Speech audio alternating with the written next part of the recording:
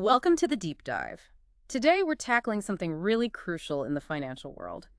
How big banks figure out um, how much money they need to keep in reserve, to cover potential loan losses. Exactly. We're diving deep into the internal ratings-based, or IRB, approach. Mm-hmm. Think of this as understanding the sophisticated rule book that some of the biggest players use to keep the financial system safe. That's right. We'll be looking at the guidelines from the Basel Committee on Banking Supervision, that's the big international body, and also our own OSFI, the Office of the Superintendent of Financial Institutions, Right. to see how Canadian banks, the ones with OSFIs, use their own internal smarts, if you like, to calculate their capital cushions. Their own weather forecasting, almost. Yeah, it's like they're using their own weather forecasting to prepare for potential storms in the lending market. Okay, let's unpack this internal smarts idea. So instead of everyone using the same yardstick, banks with IRB approval get to use their own risk assessments. We're talking about their predictions for things like the probability of default. So, how likely is a borrower to not pay back? PD, yeah. And the loss given default, if they do default, how much might the bank actually lose? LGD, got it. Their exposure at default EAD, how much money might be owed when things go south, and the effective maturity of their exposures. Yeah. It sounds like they get a fair bit of control. They do, but always with oversight. They provide their own estimates for these key risk bits, but sometimes OSFI will, step in. Set some floors or specific values. Exactly. Set supervisory values just to ensure a baseline level of prudence. Yeah.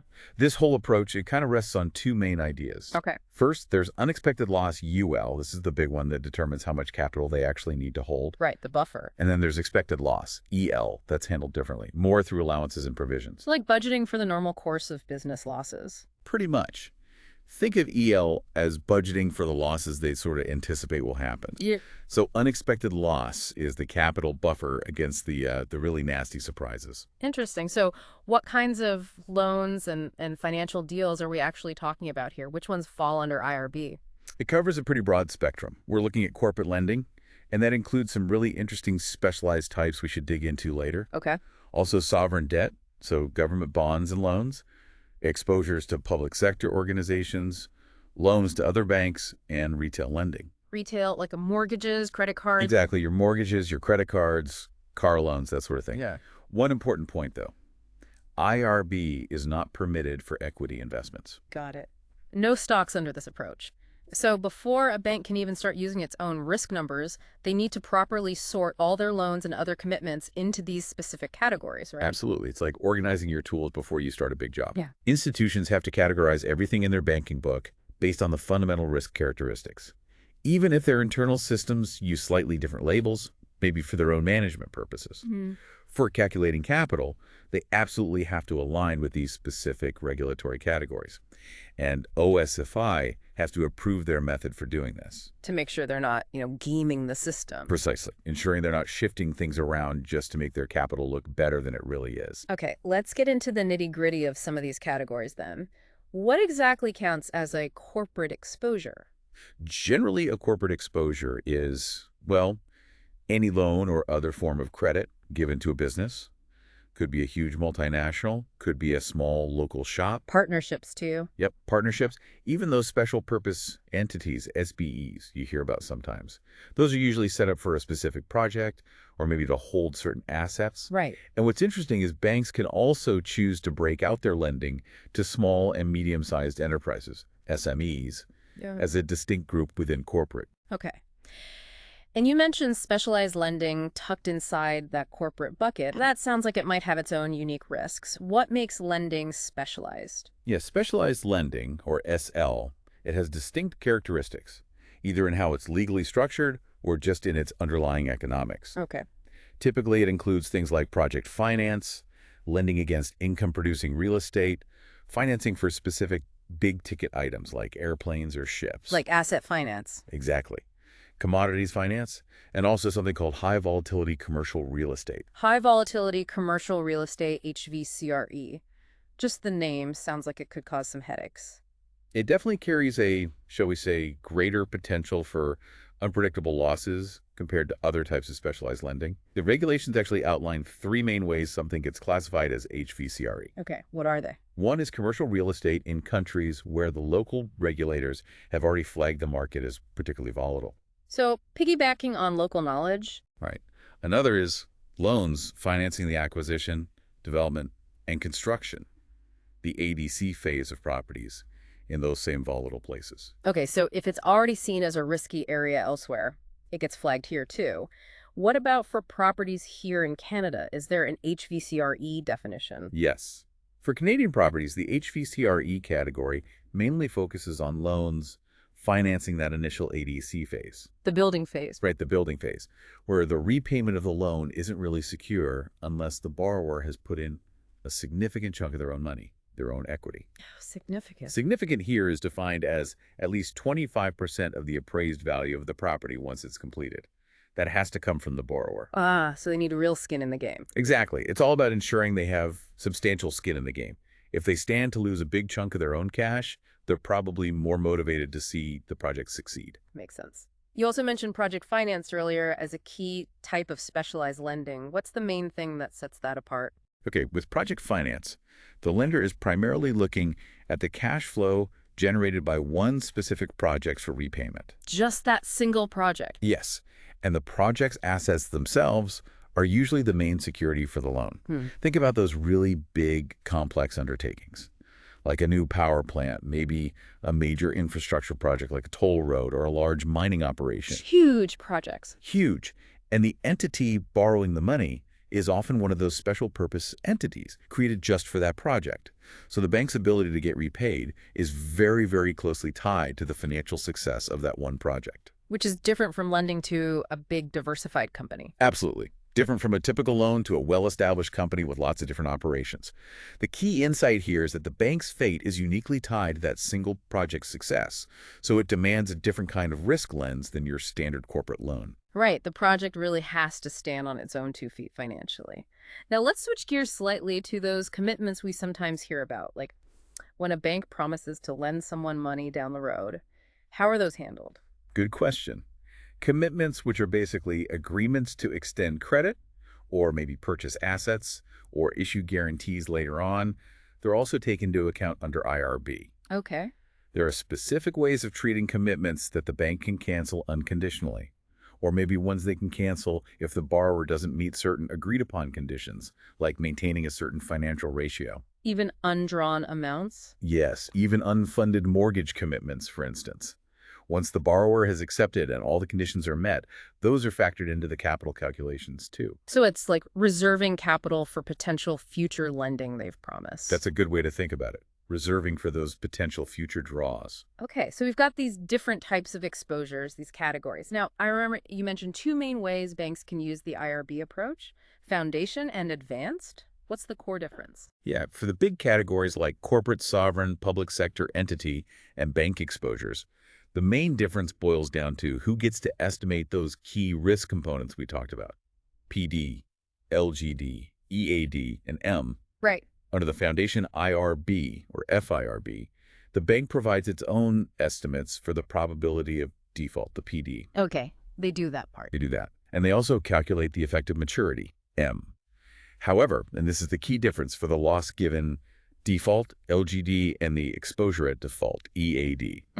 They have to use estimates set by the regulators, supervisory values. So they get some flexibility on predicting the likelihood of default, but not on the consequences. That's a good way to put it. They get flexibility on PD, but the regulators provide sort of safety net of assumptions for LGD and EAD, which can be trickier to estimate consistently. So foundation is like getting to do some of the homework yourself, but maybe using the teacher's answer key for the tougher questions. Yeah, something like that. And what about the advanced IRB or AIRB? What's different there? Well, with the advanced approach, banks that meet, frankly, more rigorous requirements. Higher standards. Much higher standards, yes. They get to develop and use their own internal models to estimate all 4 of those key risk components, PD, LGD, EAD, and they calculate M. Ah, so they get to use their own numbers across the board. Pretty much. Yeah. But it means a big step up in terms of how sophisticated their risk management needs to be and the sheer amount of data they need to back up their estimates. So the key takeaway is really about sophistication. The more advanced your risk systems, the more you get to rely on your own internal views. Exactly.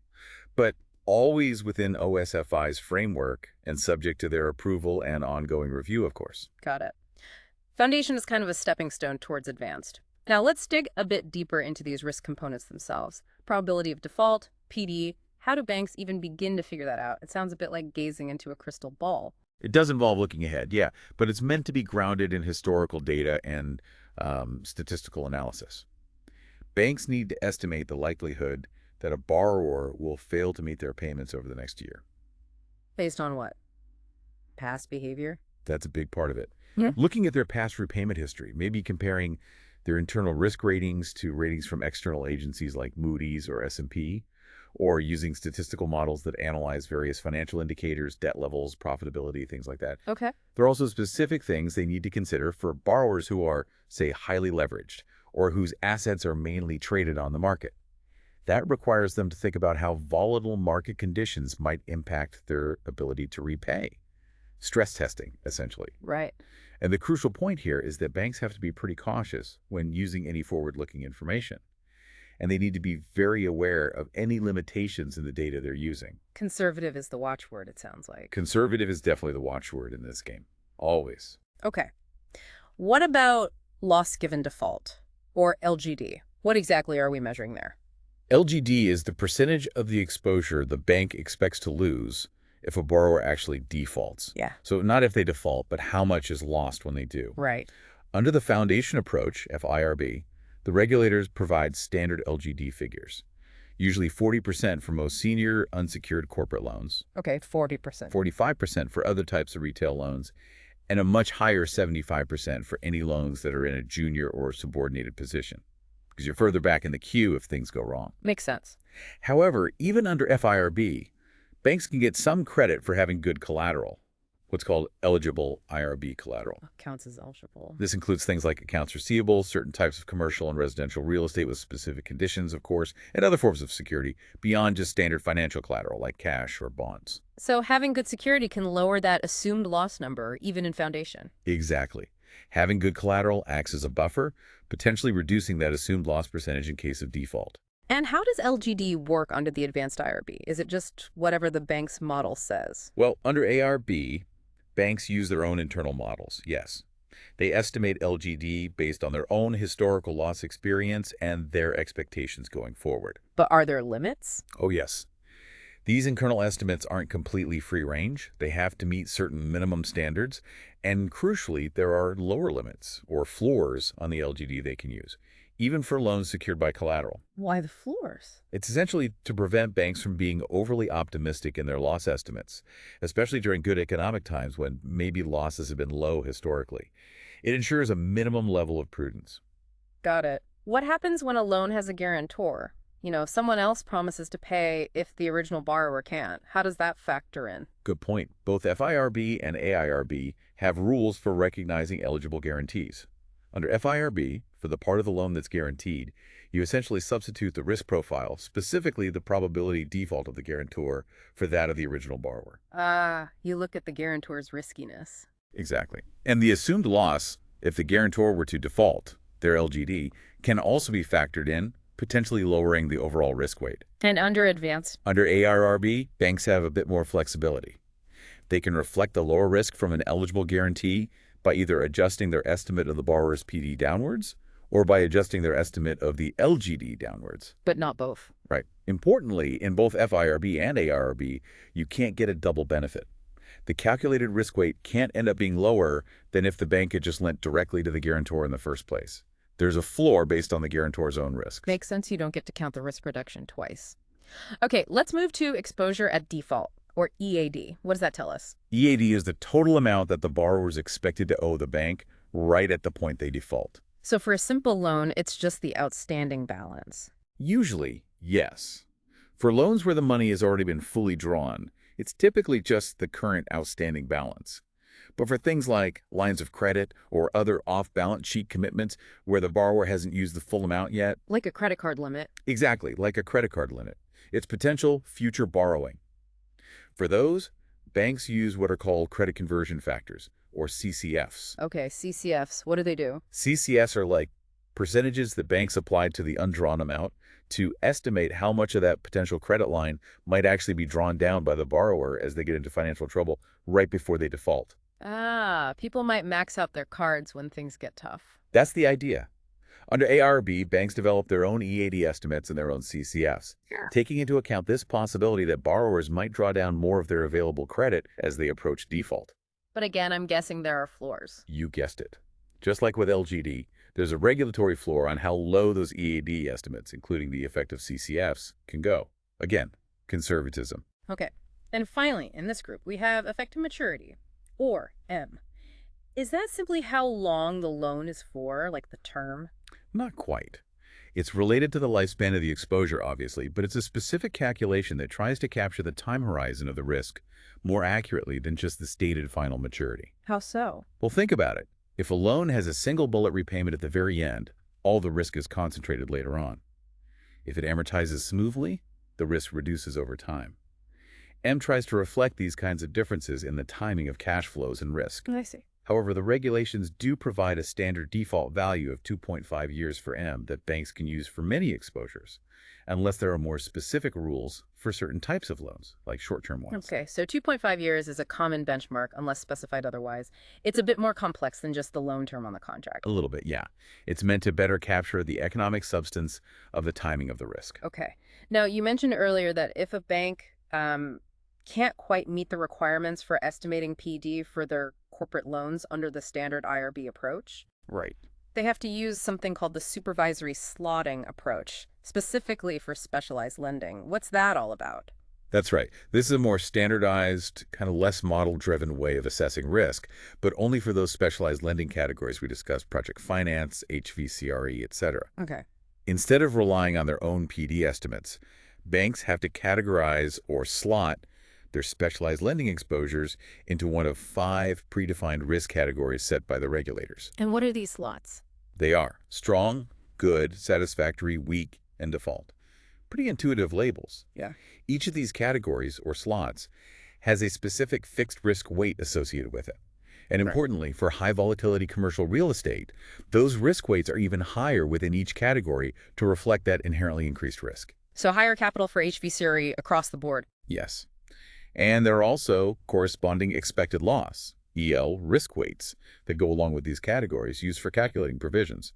So it's much less about the bank's individual assessment and more about fitting the loan into these predefined regulatory buckets based on certain criteria. A more structured, less flexible approach for SL, with these distinct categories reflecting increasing levels of regulatory concern. Got it.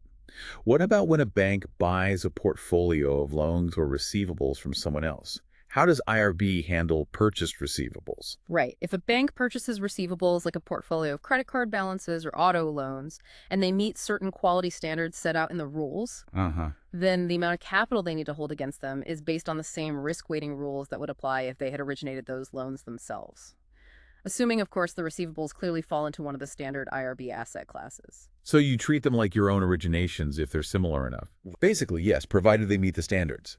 However, if they buy a mixed bag, a hybrid pool with different types of receivables, different risk characteristics, and they can't easily separate them out for risk assessment, Then what? then they have to apply the risk weighting rule that results in the highest capital requirement for any of the types of exposures included in that pool. Ouch. So the riskiest part drives the capital for the whole pool. Pretty much.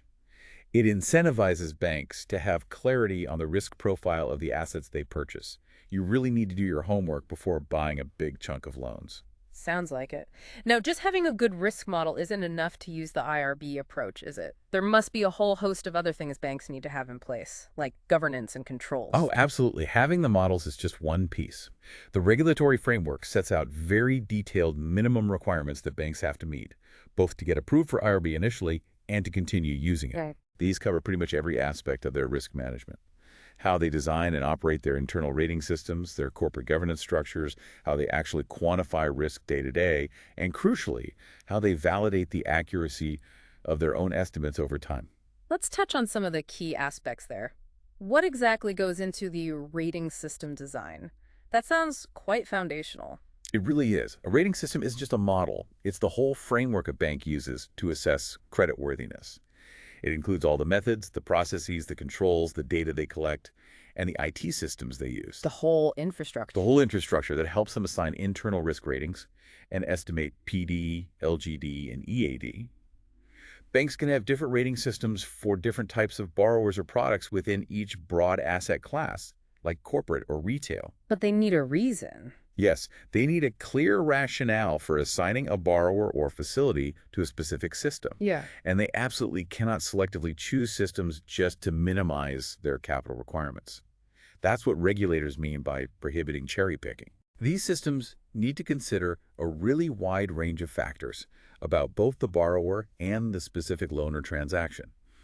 Things like the type of borrower, their industry, maybe demographics for retail, the product type, any collateral or guarantees involved, the seniority of the claim, and of course, any history of payment problems or delinquency.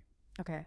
And how many different rating grades do they typically need? It can't just be good risk or bad risk, sure. No, definitely not. They need to have a sufficient number of rating grades to avoid having too many borrowers or loans lumped into just a few broad categories. To allow for finer distinctions. Exactly. It ensures they can achieve meaningful risk differentiation.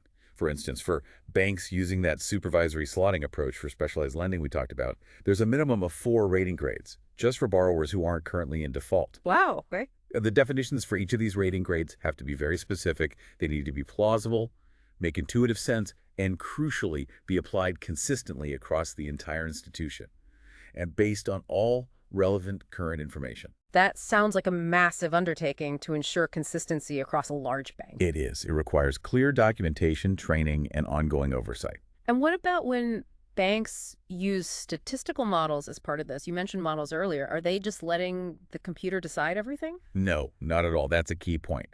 While statistical models can be, and often are, a valuable tool in the rating process and in estimating PD, LGD, and EAD, there absolutely needs to be significant human judgment and oversight involved. Why is that? Well, to make sure that all relevant factors are considered, especially qualitative ones that might not be easily captured by a quantitative model, and also to ensure the model is being used appropriately for this specific situation. Human oversight acts as a check. Okay. Banks have to demonstrate that their models are actually good at predicting defaults and losses, that they have predictive power. They need to show they use sensible factors in their calculations, that they're generally accurate over time, and that they are built using data that truly represents their actual borrowers and loan book. And they can't just build a model and leave it. Definitely not. Yeah. Crucially, these models need to be regularly checked, monitored, and validated independently to make sure they are still performing as expected as conditions change. So it's very much a combination of sophisticated analysis and experienced human insight, not just algorithms running loose. Got it. So models plus judgment. What else is really critical for meeting these minimum requirements? You mentioned governance. Yes, strong corporate governance and oversight from senior management are absolutely essential. The people right at the top need to understand and approve all the important aspects of the rating and estimation processes. They need to be bought in. Completely. They need to regularly discuss how well these processes are working with the bank's credit risk control function, which needs to be independent from the business lines, by the way. Independence is key. Critical. Yeah. And senior management needs to receive regular reports on the bank's overall risk profile, the performance of the models, and the key risk parameter estimates. There also needs to be regular internal audits of the entire IRB system. It's about checks and balances. And these internal ratings and risk estimates, PD, LGD, EAD, they can't just be something the bank calculates for OSFI reports, right? They have to actually use them. Exactly. That's a fundamental requirement. The internal ratings and the estimates of default and loss must be a core, integral part of how the bank operates day to day. How so? They have to be used in making decisions about credit approval. Should we grant this loan? How should we price it? They need to be used in managing risks across the portfolio and deciding how to allocate capital internally between different business units and generally in the bank's corporate governance and reporting. So they can't just be for show. Absolutely not. They can't just be produced solely for the purpose of regulatory capital calculations. Furthermore, banks need to demonstrate that they've been using a rating system that largely meets these minimum requirements for at least 3 years before they can even be approved to use the IRB approach. 3 years, wow. Yeah, the use test and the track record requirement. It really emphasizes that adopting IRB is meant to be a fundamental shift in how the bank manages risk, not just some technical compliance exercise you bolt on at the end. That shows it's not something you can just implement overnight. Now, when it comes to actually putting numbers on the risk quantification part, estimating PD, LGD, EAD, what are some key things banks need to think about there? Well, they need to have robust methods, as we've said. These methods should ideally look at their long-run experience, using data that spans different economic conditions if possible. They should use a variety of data sources. Internal data is key, but external data can supplement it. Okay. And they also need to have a very clear, objective, and consistent definition of what constitutes a default across the institution. What usually counts as a default? The standard reference definition includes several triggers. Things like putting a loan on non-accrual status, meaning the bank no longer expects to receive the contractual interest payments, Right. writing off or making a specific provision against a loan because its credit quality has significantly deteriorated, selling the loan at a substantial credit-related economic loss, or the borrower filing for bankruptcy or similar protection. Pretty clear signals of distress. Yes. And for retail loans, the definition can often be applied at the level of the individual loan or facility. There's also often a days past due element, like being 90 days overdue on a significant payment. For certain types of revolving credit, like credit cards qualifying revolving retail exposures or QRE, there's sometimes a slightly longer past due threshold allowed, maybe 180 days. Okay. And when they're estimating OGD, the loss given default. It's really important that their LGD estimates reflect the expected economic loss, not just the accounting loss or charge-off amount. What's the difference? Economic loss includes things like the discounting effect getting money back later is worth less than getting it now. It also includes all the direct and indirect costs associated with collecting on the defaulted loan. So it aims to be a more comprehensive measure of the actual financial hit. Got it. And after all these complex estimates are made, they just get used, right? It's sort of a one-and-done process each quarter. Oh, definitely not. There's a really critical ongoing step: validation. Validation. Yes. Banks need to have a strong, independent system in place to regularly validate the accuracy and consistency of their rating systems and their risk component estimates. This means comparing their actual realized default rates over time with the PD estimates their models produced for those same borrowers beforehand. Seeing how well they predicted things. Exactly. And for those banks using the advanced IRB approach, they need to do the same kind of back testing for their LGD and EAD estimates, comparing estimated losses and exposures to what actually happened after default. How far back do they look? They need to look at historical data over as long a period as possible, covering different economic conditions. They use various statistical tools and also compare their internal results with any relevant external data or benchmarks. The whole point is continuous monitoring and improvement. So it's a constant cycle. Yeah. Estimate, apply, measure the results, then check and refine the estimates. Precisely. Rigorous checking to see if those estimates were on the mark and adjusting the models or processes if they weren't. It's fundamental to maintaining trust in the internal ratings. Okay.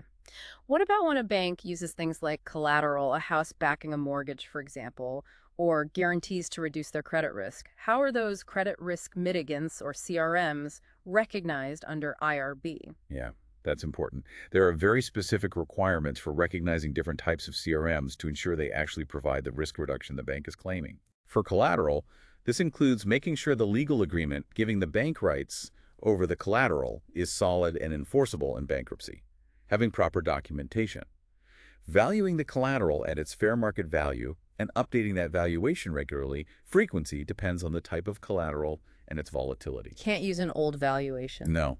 And having good operational procedures for managing the collateral, like insurance and monitoring. For real estate used as collateral under the Foundation IRB approach, the bank usually needs to have the first claim, the first lien on the property. Yeah, usually first lien. Okay. There are exceptions, like if the bank also holds the senior lien, but first lien is the general rule for FIRB real estate collateral. There are also specific rules for what types of financial assets, cash, bonds, equities, sometimes count as eligible financial collateral, which often gets more favorable treatment, and rules for recognizing receivables as collateral too. And for guarantees? For guarantees to be eligible, the guarantor themselves generally has to be of a certain minimum creditworthiness. The guarantee must be in writing, legally binding, explicit about the amount covered, and generally unconditional and non-cancelable by the guarantor. Solid guarantees only. Pretty much. There are also restrictions on recognizing guarantees from related parties within the same corporate group, like a parent company guaranteeing a subsidiary's debt, although there might be exceptions for specific things like short-term trade finance. Okay. Similar detailed principles apply to recognizing credit derivatives, like credit default swaps, as risk mitigants. You need to ensure it covers the right underlying asset, consider the payout structure, potential basis risk, etc. So yeah, a lot of detail around ensuring these risk reducers are actually effective and legally sound before you get capital relief for them. It's definitely not just a handshake agreement that counts. What about leasing? How are those kinds of exposures treated under IRB? Are they just loans secured by the leased asset? Leases are typically treated in one of two main ways. They can be treated essentially as loans that are secured by the leased asset itself. Think of financing for a piece of equipment where the equipment is the collateral. Okay. In that case, the same minimum requirements for recognizing that type of physical collateral would apply. Robust risk management of the asset, strong legal framework, etc. And the other way? The other way is recognizing that some leases expose the bank not just to the borrower's credit risk, but also to residual value risk. Residual value risk. Yeah, the risk that the asset itself, the car, the plane, whatever it is, will be worth less than the bank expected at the end of the lease term when they get it back. The resale value risk. Exactly. For that part of the exposure that represents the residual value risk, it's typically assigned a flat risk weight of 100%. So you separate the credit risk part from the asset value risk part. Interesting distinction. And finally, on these minimum requirements, to even be allowed to use the IRB approach in the first place, banks have to be transparent about what they're doing, right? It can't all be a secret internal formula. Absolutely right. Institutions must meet OSFI's Pillar 3 disclosure requirements to be eligible for and to continue using the IRB approach. Pillar 3, that's the public disclosure pillar of Basel. That's the one. It means they need to publicly report quite detailed information about their risk assessment methods, their key risk parameter estimates, like average PDs and LGDs by portfolio, their capital adequacy calculations, and how they manage their risks overall. So investors and the public can get a sense of their risk profile. Exactly. It helps ensure market discipline and provides a level of transparency into how these sophisticated banks are calculating their capital needs under the IRB framework. Okay. Now, you mentioned earlier a really specific example related to residential mortgages, this idea of minimum price correction or a downside LGD floor, DLGD floor. This sounds quite targeted. What's the thinking behind that? Yeah, the downside LGD floor is an interesting, quite specific overlay. It's an extra capital requirement, essentially a floor on the loss given default estimate that applies specifically to insured residential mortgages. Only insured ones. Yes, insured residential mortgages located in certain major Canadian metropolitan areas, but only when house prices in those specific areas experience significant declines. So it's a localized stress adjustment for insured mortgages. Exactly. It's OSI's way to make sure banks hold enough capital to absorb potentially higher losses on even insured mortgages if a local housing market corrects sharply. Because even insurance might not cover everything in a severe downturn scenario. Right, there could still be losses or delays. So this incredibly specific calculation is all about making sure banks hold enough capital, even if housing prices take a significant nosedive in certain, maybe more vulnerable cities. That's the idea behind it. Targeted prudence. And how do they actually determine if house prices have fallen enough in a specific city to trigger this extra requirement? It sounds like they need a pretty precise measure. They do. They use publicly available data, primarily from the Teranet National Bank House Price Index, TM. The Teranet Index, yeah. Right, and also some data from Statistics Canada on income. They calculate something called the Security Correction Indicator, or SCRI, for 11 specific major urban areas across Canada. 11 specific cities? Yes, places like Toronto, Vancouver, Calgary, Montreal, etc. This SCRI calculation uses smoothed values from the Teranet Index over time, related to per capita income figures, and then it's adjusted by a specific scaling factor that OSFI determined for each of those 11 cities. Okay, so a city-specific indicator based on house prices and income, then what? Then OSFI sets specific trigger levels or thresholds for the SQRI value in each of those 11 areas. Okay, so if this SQRI number goes above a certain level for, say, Calgary. Exactly. If the calculated SQRI for a metropolitan area exceeds OSFI's threshold for that area, then a minimum house price correction of 25% is automatically applied when calculating the downside LGD floor for insured mortgages located in that city. A 25% assumed drop. Yes, a 25% minimum price correction, which they call a LUNP, delta P, is plugged into the DLGD formula for the following 3-month regulatory reporting period. This CARP itself is calculated based on how much the current house price index for that city has fallen from a previous peak, but it's floored at 25% once the SQRI threshold is breached. So it's a way of saying, okay, house prices have dropped significantly here according to our indicator, so we need to assume at least a 25% further drop from the peak when calculating potential losses on insured mortgages in this area, just to be safe. Precisely. The DLGD floor is then calculated using a formula that incorporates the current loan-to-value, CLTV, of the mortgage and this price correction factor. Banks have to tell OSFI when this happens. Yes, they have to inform OSFI when these trigger levels are initially breached for any city, and also when the SQRI subsequently falls back below the threshold and the minimum correction no longer applies. It's a very specific, dynamic, and localized capital requirement adjustment. Highlights just how granular these regulations can get. It really does. And you mentioned we have an example. Yes, the guideline provides one. For Calgary, back in the third quarter of 2016 reporting period, they calculated the SCRI based on the house price data from February 2016 and the income data from the end of 2015. And what was the result? The SCRI for Calgary came out at 11.92, since OSFI's threshold for Calgary was set at 10.0. It breached the threshold. It did. So that would have triggered the 25% minimum price correction being applied to the DLGD floor calculation for insured mortgages in Calgary for that Q3 2016 reporting. That's a really clear illustration of how this mechanism works in practice. Shows how these indicators directly translate into potential extra capital requirements in specific circumstances. Well, this has truly been a deep dive into the IRB approach. It's remarkable just how complex and rigorous these requirements really are. It is indeed. It's a very detailed framework. But the whole point of this sophistication is to allow the largest, most complex financial institutions to tailor their capital requirements more closely to their own specific assessments of risk. Using their own data and models. Right. But while doing so within a very robust set of regulatory standards and minimums set by international bodies like the BCBS and enforced domestically by OSFI, it aims for risk sensitivity, but with strong guardrails. And it's not a static set of rules either, is it? You mentioned validation, monitoring. It seems like it's constantly evolving. It has to be. These requirements are constantly being monitored by the banks, reviewed by OSFI, and sometimes adapted or clarified as the financial landscape, modeling techniques, or risks themselves evolve. So it's an ongoing process of refinement and oversight, really, trying to ensure the system stays resilient. Precisely. That's the goal. Well, this deep dive has certainly given us, and hopefully you listening, a fascinating glimpse into the intricate world of banking regulation and risk management. It really makes you think about the bigger picture, doesn't it? Like, how might these complex internal risk assessments and the capital levels they ultimately dictate influence the actual availability and the cost of credit for everyday individuals and businesses? That's a great question. The downstream effects. Yeah. And what are some of the broader economic implications of having this kind of regulatory framework designed to keep our financial system stable? Does it make things safer but maybe less dynamic? Some really important questions to consider. Definitely food for thought. If you're interested in learning even more, and there's always more, we definitely encourage you to explore the resources available directly from the Basel Committee on Banking Supervision and from OSFI for a truly comprehensive understanding. The source documents are the place to go for the full detail. Absolutely. Thanks for joining us on the Deep Dive.